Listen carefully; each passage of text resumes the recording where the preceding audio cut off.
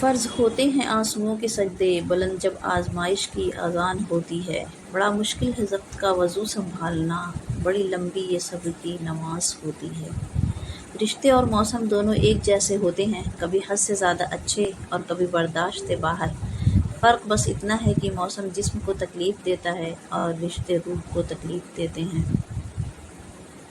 میں ماڈرن لڑکی ہوں، جبھی تو اپنے جسم کو چھپا کر رکھتی ہوں۔ زمانۂ جاہلیت سے ہوتی تو بے حیا ہوتی۔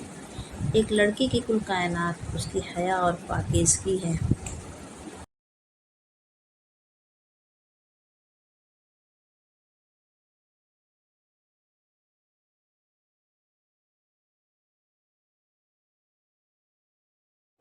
تم میں سے ہر شخص اپنے بھائی کے لیے آئینہ ہے، اگر اس میں کوئی برائی دیکھے تو اسے دور کر دے۔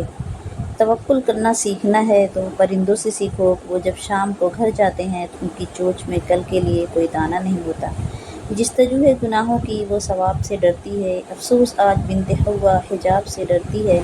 کوئی فحش گناہ یا آلودہ یا ناپسندیدہ کام یا بات کرنے کے خیال سے دل میں جو جھجک، تامل اور بے چینی پیدا ہوتی ہے، اسے حیا کہتے ہیں۔